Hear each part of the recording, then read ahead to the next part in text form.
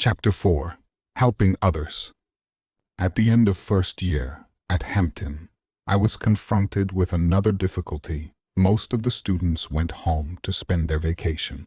I had no money with which to go home, but I had to go somewhere. In those days, very few students were permitted to remain at the school during vacation. It made me feel very sad and homesick to see the other students preparing to leave and starting for home. I not only had no money with which to go home, but I had none with which to go anywhere. In some way, however, I had gotten hold of an extra second-hand coat, which I thought was a pretty valuable coat. This I decided to sell in order to get a little money for traveling expenses. I had a good deal of boyish pride, and I tried to hide, as far as I could, from the other students, the fact that I had no money and nowhere to go. I made it known to a few people in the town of Hampton that I had this coat to sell, and after a good deal of persuading, one colored man promised to come to my room to look the coat over and consider the matter buying it. This cheered my drooping spirits considerably. Early the next morning, my prospective customer appeared. After looking the garment over carefully, he asked me how much I wanted for it. I told him I thought it was worth $3. He seemed to agree with me as to price, but remarked in the most matter-of-fact way, "I tell you what I will do. I will take the coat, and I will pay you 5 cents, cash down, and pay you the rest of the money just as soon as I can get it." It is not hard to imagine what my feelings were at the time. With this disappointment, I gave up all hope of getting out of the town of Hampton for my vacation work. I wanted very much to go where I might secure work that would at least pay me enough to purchase some much-needed clothing and other necessities. In a few days, practically all the students and teachers had left for their homes, and this served to depress my spirits even more. After trying for several days in and near the town of Hampton, I finally secured work in a restaurant at Fortress Monroe. The wages, however, were very little more than my board. At night and between meals, I found considerable time for study and reading, and in this direction, I improved myself very much during the summer. When I left school at the end of my first year, I owed the institution $16 that I had not been able to work out. It was my greatest ambition during the summer to save money enough with which to pay this debt. I felt that this was a debt of honor, and that I could hardly bring myself to the point of even trying to enter school again till it was paid. I economized in every way that I could think of, did my own washing, and went without necessary garments. But still, I found my summer vacation ending, and I did not have the $16. One day, during the last week of my stay in the restaurants, I found under one of the tables a crisp, new $10 bill. I could hardly contain myself. I was so happy. As it was not my place of business, I felt it to be the proper thing to show the money to the proprietor. This I did. He seemed as glad as I was, but he coolly explained to me that, as it was his place of business, he had a right to keep the money, and he proceeded to do so. This, I confess, was another pretty hard blow to me. I will not say that I became discouraged, for as I now look back over my life, I do not recall that I ever became discouraged over anything I set out to accomplish. I have begun everything with the idea that I could succeed, and I never had much patience with the multitudes of people who are always ready to explain why one cannot succeed. I have always had a high regard for the man who could tell me how to succeed. I determined to face the situation just as it was. At the end of the week, I went to the treasurer of the Hampton Institute, General J. F. B. Marshall, and told him frankly my condition. To my gratification, he told me that I could re-enter the institution and that he would trust me to pay the debt when I could. During the second year, I continued to work as a janitor. The education that I received at Hampton out of the textbooks was but a small part of what I learned there. One of the things that impressed itself upon me deeply the second year was the unselfishness of the teachers. It was hard for me to understand how any individuals could bring themselves to the point where they could be so happy in working for others. Before the end of the year, I think I began learning that those who are happiest are those who do the most for others. This lesson I have tried to carry with me ever since. I also learned a valuable lesson at Hampton by coming into contact with the best breeds of livestock and fowls. No student, I think, who has had the opportunity of doing this could go out into the world and content himself with the poorest grades. Perhaps the most valuable thing that I got out of my second year was an understanding of the use and value of the Bible. Miss Nathalie Lord, one of the teachers from Portland, taught me how to use and love the Bible. Before this, I had never cared a great deal about it, but now I learned to love to read the Bible, not only for the spiritual help which it gives, but on account of it as literature. The lessons taught me in this respect took such a hold upon me that at the present time, when I am at home, no matter how busy I am, I always make it a rule to read a chapter or a portion of a chapter in the morning before beginning the work of the day. Whatever ability I may have as public speaker, I owe in a measure to Miss Lord. When she found out that I had some inclination in this direction, she gave me private lessons in the matter of breathing, emphasis, and articulation. Simply to be able to talk in public, for the sake of talking, has never had the least attraction for me. In fact, I consider that there is nothing so empty and unsatisfactory as mere abstract public speaking. But from my early childhood, I have had a desire to do something to make the world better, and then to be able to speak to the world about that thing. The debating societies at Hampton were a constant source of delight to me. These were held on Saturday evening, and during my whole life at Hampton, I do not recall that I missed a single meeting. I not only attended the weekly debating society, but was instrumental in organizing an additional society. I noticed that between the time when supper was over and the time to begin evening study, there were about 20 minutes which the young men usually spent in idle gossip. About 20 of us formed a society for the purpose of utilizing this time in debate or in practice in public speaking. Few persons ever derived more happiness or benefit from the use of 20 minutes of time than we did in this way. At the end of my second year at Hampton, by the help of some money sent me by my mother and brother John, supplemented by a small gift from one of the teachers at Hampton, I was enabled to return to my home in Malden, West Virginia, to spend my vacation. When I reached home, I found that the salt furnaces were not running, and that the coal mine was not being operated on account of the miners being out on a strike. This was something which, it seemed, usually occurred whenever the men got 2 or 3 months ahead in their savings. During the strike, of course, they spent all that they had saved and would often return to work in debt at the same wages, or would move to another mine at considerable expense. In either case, my observations convinced me that the miners were worse off at the end of a strike.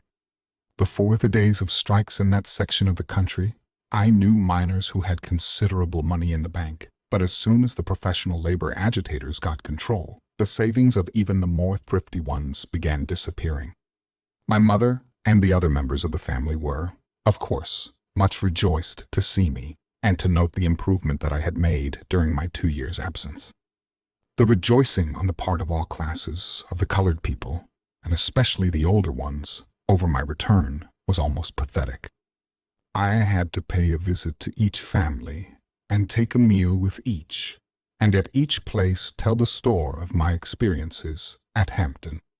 In addition to this, I had to speak before the church and Sunday school, and at various other places.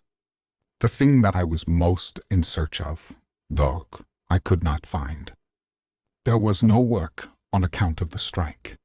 I spent nearly the whole of the first month of my vacation in an effort to find something to do by which I could earn money to pay my way back to Hampton and save a little money to use after reaching there. Toward the end of the first month, I went to a place a considerable distance from my home to try to find employment.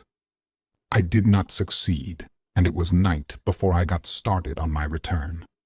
When I had gotten within a mile or so of my home, I was so completely tired out that I could not walk any farther, and I went into an old abandoned house to spend the remainder of the night.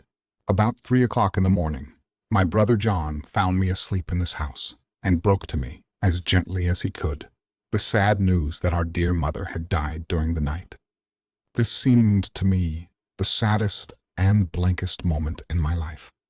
For several years, my mother had not been in good health, but I had no idea, when I parted from her the previous day, that I should never see her alive again. Besides that, I had always had an intense desire to be with her when she did pass away. One of the chief ambitions, which spurred me on at Hampton, was that I might be able to get to be in a position in which I could better make my mother comfortable and happy. She had so often expressed the wish that she might be permitted to live to see her children educated and started out into the world. In a very short time, after the death of my mother, our little home was in confusion. My sister Amanda, although she tried to do the best she could, was too young to know anything about keeping house, and my stepfather was not able to hire a housekeeper. Sometimes we had food cooked for us, and sometimes we did not. I remember that, more than once, a can of tomatoes and some crackers constituted a meal. Our clothes went uncared for, and everything about our home was soon in a tumble-down condition. It seems to me that this was the most dismal period of my life. My good friend, Mrs. Ruffner, to whom I have already referred, always made me welcome at her home and assisted me in many ways during this trying period.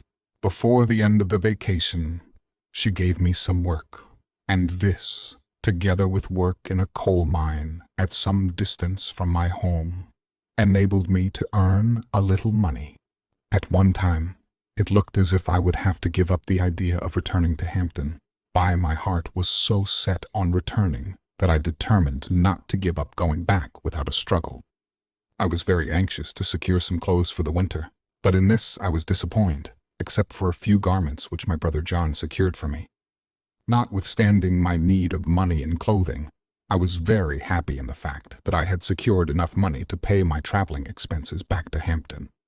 Once there, I knew that I could make myself so useful as a janitor that I could in some way get through the school year. 3 weeks before the time for the opening of the term at Hampton, I was pleasantly surprised to receive a letter from my good friend Miss Mary F. Mackey, the lady principal, asking me to return to Hampton 2 weeks before the opening of the school, in order that I might assist her in cleaning the buildings and getting things in order for the new school year. This was just the opportunity I wanted. It gave me a chance to secure a credit in the treasurer's office. I started for Hampton at once. During these 2 weeks, I was taught a lesson which I shall never forget. Miss Mackey was a member of one of the oldest and most cultured families of the North, and yet for 2 weeks she worked by my side cleaning windows, dusting room, putting beds in order, and whatnot. She felt that things would not be in condition for the opening of school unless every window pane was perfectly clean, and she took the greatest satisfaction in helping to clean them herself. The work which I have described she did every year that I was at Hampton. It was hard for me at this time to understand how a woman of her education and social standing could take such delight in performing such service in order to assist in the elevation of an unfortunate race. Ever since then, I have had no patience with any school for my face in the South, which did not teach its students the dignity of labor. During my last year at Hampton, every minute of my time that was not occupied with my duties, as janitor was devoted to hard study. I was determined, if possible, to make such a record in my class as would cause me to be placed on the honor roll of commencement speakers. This I was successful in doing. It was June of 1875 when I finished the regular course of study at Hampton. The greatest benefits that I got out of my life at the Hampton Institute, perhaps, may be classified under two heads. First was contact with a great man, General S.C. Armstrong, who, I repeat, was, in my opinion, the rarest, strongest, and most beautiful character that it has ever been my privilege to meet. Second, at Hampton, for the first time, I learned what education was expected to do for an individual. Before going there, I had a good deal of the then rather prevalent idea among our people that to secure an education meant to have a good, easy time, free from all necessity for manual labor. At Hampton, I not only learned that it was not a disgrace to labor, but learned to love labor, not alone for its financial value, but for labor's own sake, and for the independence and self-reliance which the ability to do something which the world wants done brings. At that institution, I got my first taste of what it meant to live a life of unselfishness, my knowledge of the fact that the happiest individuals are those who do the most to make others useful and happy. I was completely out of money when I graduated. In company with other Hampton students, I secured a place as a table waiter in a summer hotel in Connecticut and managed to borrow enough money with which to get there. I had not been in this hotel long before I found out that I knew practically nothing about waiting on a hotel table. The head waiter, however, supposed that I was an accomplished waiter. He soon gave me charge of a table at which there sat 4 or 5 wealthy and rather aristocratic people. My ignorance of how to wait upon them was so apparent that they scolded me in a severe manner that I became frightened and left their table, leaving them sitting there without food.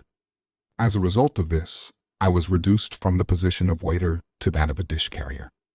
But I determined to learn the business of waiting, and did so within a few weeks, and was restored to my former position. I have had the satisfaction of being a guest in this hotel several times since I was a waiter there. At the close of the hotel season, I returned to my former home in Malden and was elected to teach the colored school at that place. This was the beginning of one of the happiest periods of my life. I now felt that I had the opportunity to help the people of my hometown to a higher life. I felt from the first that mere book education was not all that the young people of that town needed. I began my work at 8 o'clock in the morning, and, as a rule, it did not end until 10 o'clock at night. In addition to the usual routine of teaching, I taught the pupils to comb their hair and to keep their hands and faces clean, as well as their clothing. I gave special attention to teaching them the proper use of the toothbrush and a bath. In all my teaching, I have watched carefully the influence of the toothbrush, and I am convinced that there are few single agencies of civilization that are more far-reaching. There were so many of the older boys and girls in the town, as well as men and women, who had to work in the daytime but still were craving an opportunity for some education, that I soon opened a night school. From the first, this was crowded every night, being about as large as the school that I taught in the day. The efforts of some of the men and women, who in many cases were over 50 years of age, were in some cases very pathetic. My day and night school work was not all that I undertook. I established a small reading room and a debating society. On Sundays, I taught 2 Sunday schools, one in the town of Malden in the afternoon, and the other in the morning at a place 3 miles distant from Malden. In addition to this, I gave private lessons to several young men whom I was fitting to send to the Hampton Institute. Without regard to pay and with little thought of it, I taught anyone who wanted to learn anything that I could teach him. I was supremely happy in the opportunity of being able to assist somebody else. I did receive, however, a small salary from the public fund for my work as a public school teacher. During the time that I was a student at Hampton, my older brother, John, not only assisted me all that he could, but worked all of the time in the coal mines in order to support the family. He willingly neglected his own education that he might help me. It was my earnest wish to help him, to prepare to enter Hampton, and to save money to assist him in his expenses there. Both of these objects I was successful in accomplishing. In 3 years, my brother finished the course at Hampton, and he is now holding the important position of Superintendent of Industries at Tuskegee. When he returned from Hampton, we both combined our efforts and savings to send our adopted brother, James, through the Hampton Institute. This we succeeded in doing, and he is now the postmaster at the Tuskegee Institute. The year 1877, which was my second year of teaching in Malden, I spent very much as I did the first. It was while my home was at Malden that what was known as the Ku Klux Klan was in the height of its activity. The Ku Klux were bands of men who had joined themselves together for the purpose of regulating the conduct of the colored people, especially with the object of preventing the members of the race from exercising any influence in politics. They corresponded somewhat to the patrollers, of whom I used to hear a great deal during the days of slavery, when I was a small boy. The patrollers were bands of white men, usually young men, who were organized, largely for the purpose of regulating the conduct of the slaves at night, in such matters as preventing the slaves from going from one plantation to another without passes, and for preventing them from holding any kind of meetings without permission and without the presence at these meetings of at least one white man. Like the patrollers, the Ku Klux operated almost wholly at night.